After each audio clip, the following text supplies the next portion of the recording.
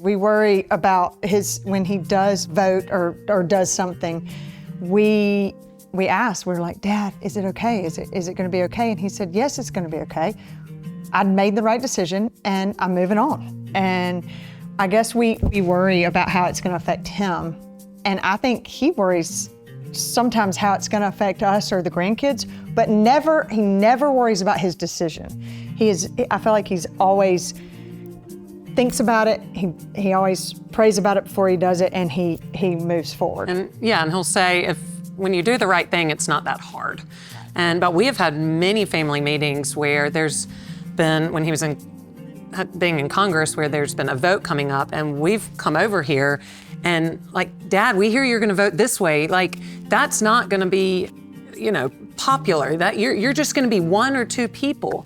And he's like, okay. And then we follow the votes, and it's like one, and we're like, oh, there he is. that was him. There he is. And yes, and Party of one. Again, he always goes back to, if you just do the right thing, it's not that hard. And so we end up finding peace with the fact that, he doesn't care, and he's. And he has an unwavering faith. I feel like Mom and Dad, growing up, both did. But as it's gone into our adult years and Dad being in politics, he has this unwavering faith that is backbone too. It's just, but it falls back on that, and that's where his decisions are made.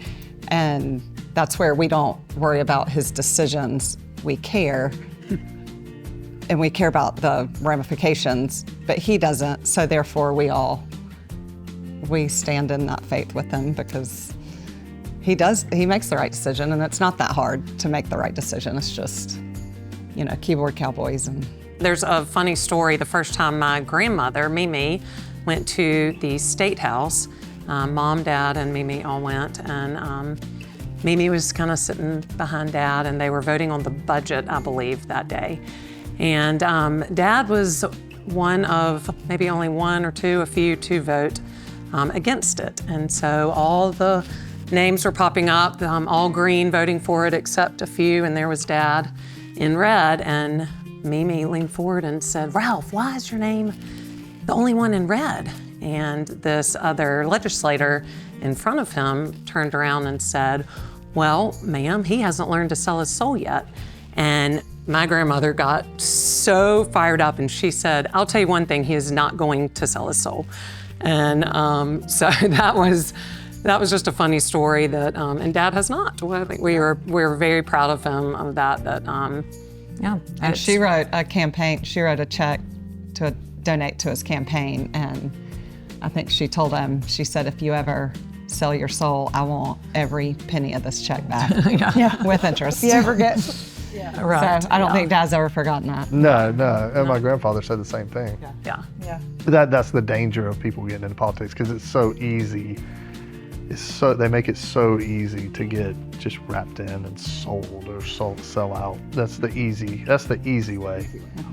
It's easier to just go along to get along. That's one thing that Dad does not do. He does not go along to get along. He's not afraid to ruffle feathers, and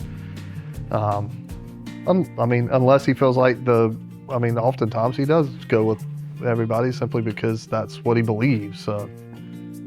It's nice for him to explain it. Like, one of those times when we say, Dad, did you do the right thing? And then he sits and explains it to all of us. And sometimes the older grandkids are listening, the little ones kind of go and play. And it's interesting to hear him say why he did it. And I wish he could do that more. Like, he talks to us and tell us why he did it, because he explains it, and it makes sense. Yeah.